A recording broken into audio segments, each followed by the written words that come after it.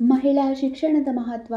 ಶಿಕ್ಷಣ ಎಂಬುದು ಸಮಾಜದ ಮೂಲ ಅಡಿಪಾಯ ಎಂದೆನಿಸಿದ್ದು, ಲಿಂಗ, ಹಿನ್ನೆಲೆ, ಆರ್ಥಿಕ ಸ್ಥಿತಿ, ಲೈಂಗಿಕ ದೃಷ್ಟಿಕೋನ ಮತ್ತು ಧರ್ಮವನ್ನು ಲೆಕ್ಕಿಸದೆ ಆರ್ಥಿಕ ಸ್ವಾತಂತ್ರ್ಯ ಮತ್ತು ಜ್ಞಾನ ಸೇರಿದಂತೆ ಜೀವನದ ವಿವಿಧ ಅಂಶಗಳನ್ನು ಸುಧಾರಿಸಲು ಹಾಗೂ ಮಹೋನ್ನತ ಗುರಿಯನ್ನು ಸಾಧಿಸಲು ಅವಕಾಶವನ್ನೊದಗಿಸುವ ಕ್ಷೇತ್ರವಾಗಿದೆ.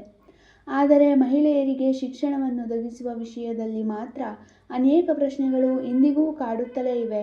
ಇಂದು ವಿಶ್ವದ ಹೆಚ್ಚಿನ ಸ್ತ್ರೀಯರು ಶಿಕ್ಷಣದಿಂದ ವಂಚಿತರಾಗಿದ್ದಾರೆ. ಹೆಣ್ಣು ಮಕ್ಕಳಿಗೆ ಶಿಕ್ಷಣವನ್ನೊದಗಿಸುವ ವಿಷಯದಲ್ಲಿ ಇಂದಿಗೂ ಪ್ರಪಂಚದ ಕೆಲವು ಸಮುದಾಯಗಳು ತಾರತಮ್ಯವನ್ನು ನಡೆಸುತ್ತಿವೆ. ಅವರನ್ನು ಶಿಕ್ಷಣ ಸೌಲಭ್ಯಗಳಿಂದ ವಂಚಿತರಾಗಿಸುತ್ತಿವೆ. ತಮ್ಮ ಕನಸುಗಳನ್ನು ಈಡೇರಿಸಿಕೊಳ್ಳುವ ಸ್ವಾತಂತ್ರ್ಯವನ್ನು ಅವರಿಂದ ಕಿತ್ತುಕೊಳ್ಳಲಾಗುತ್ತಿದೆ.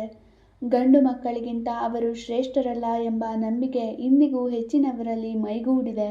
ಗಂಡು ಮಕ್ಕಳಿಗೆ ಎಷ್ಟು ಬೇಕಾದರೂ ಖರ್ಚು ಮಾಡುವ ಈ ಸಮಾಜ, ಹೆಣ್ಣು ಓದಬೇಕು ಎಂದು ಆಸೆ ಪ್ರಕಟಿಸಿದಾಗ ಆಕೆಯನ್ನು ಮನೆ ಕೆಲಸಕ್ಕೆ ಅಂಟಿಕೊಳ್ಳುವಂತೆ ಮಾಡುತ್ತದೆ. ಜೊತೆಗೆ ಹೆಣ್ಣು ಓದಿ ಯಾವ ದೇಶ ಆಳಬೇಕಾಗಿದೆ ಎಂಬ ತಾತ್ಸಾರದ ಹೇಳಿಕೆಗಳಿಂದ ಆಕೆ ಜರ್ಜರಿತಳಾಗುವಂತೆ ಮಾಡಲಾಗುತ್ತದೆ. ಸ್ತ್ರೀ ಶಿಕ್ಷಣ ಏಕೆ ಮಹತ್ವವಾದದ್ದು ಎಂಬುದನ್ನು ಇಂದು ತಿಳಿದುಕೊಳ್ಳೋಣ. ಮಹಿಳೆಯರಿಗೆ ಶಿಕ್ಷಣವನ್ನು ಒದಗಿಸುವುದು ಎಂದರೆ ಸಂಪೂರ್ಣ ಸಮಾಜವನ್ನೇ ಶಿಕ್ಷಿತರನ್ನಾಗಿ ಮಾಡಿದಂತೆ. ಏಕೆಂದರೆ ತಾವು ಕಲಿಯುವುದರ ಜೊತೆಗೆ ತಮ್ಮ ಕುಟುಂಬಗಳಿಗೆ ಜ್ಞಾನವನ್ನು ಪಸರಿಸುವ ಕಾರ್ಯವನ್ನು ಆಕೆ ಮಾಡುತ್ತಾಳೆ. ಇದಲ್ಲದೆ ಅವರು ಶಾಲೆಯ ಪ್ರಾಮುಖ್ಯತೆಯನ್ನು ಪ್ರಶಂಸಿಸಲು ಮುಖ್ಯ ಕಾರಣೀಕರ್ತರಾಗಿದ್ದಾರೆ ಮತ್ತು ಉನ್ನತ ಶಿಕ್ಷಣದ ಅಂತ್ಯವಿಲ್ಲದ ಪ್ರಯೋಜನಗಳನ್ನು ಪಡೆದುಕೊಳ್ಳಲು ಹಾಗೂ ತಮ್ಮ ಮಕ್ಕಳು ಉತ್ತಮ ಶಾಲೆಗಳು ಮತ್ತು ಕಾಲೇಜುಗಳಿಗೆ ಹಾಜರಾಗುವುದನ್ನು ಖಚಿತಪಡಿಸಿಕೊಳ್ಳಲು ಮುಖ್ಯ ಜವಾಬ್ದಾರಿಯನ್ನು ಹೆಣ್ಣು ವಹಿಸುತ್ತಾಳೆ.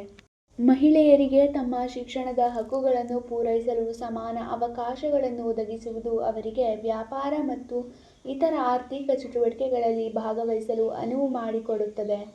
ವಾಣಿಜ್ಯೋದ್ಯಮ ಸಾಮರ್ಥ್ಯಗಳ ಕಾರಣದಿಂದಾಗಿ ಗಣಿತ ಮತ್ತು ಸಂಶೋಧನಾ ಕೌಶಲ್ಯಗಳನ್ನು ವಿವಿಧ ಉದ್ಯಮಗಳಲ್ಲಿ ತೊಡಗಿಸಿಕೊಳ್ಳಲು ಹೆಚ್ಚುವರಿ ಜ್ಞಾನವು ಅವರನ್ನು ಸಜ್ಜುಗೊಳಿಸುತ್ತದೆ.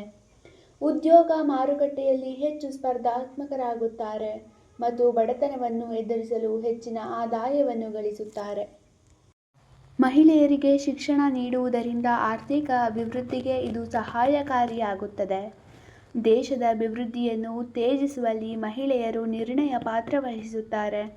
ಹೆಚ್ಚಿನ ದೇಶಗಳಲ್ಲಿ ಮಹಿಳೆಯರು ಅರ್ಧಕ್ಕಿಂತ ಹೆಚ್ಚು ಜನಸಂಖ್ಯೆಯನ್ನು ಹೊಂದಿದ್ದಾರೆ.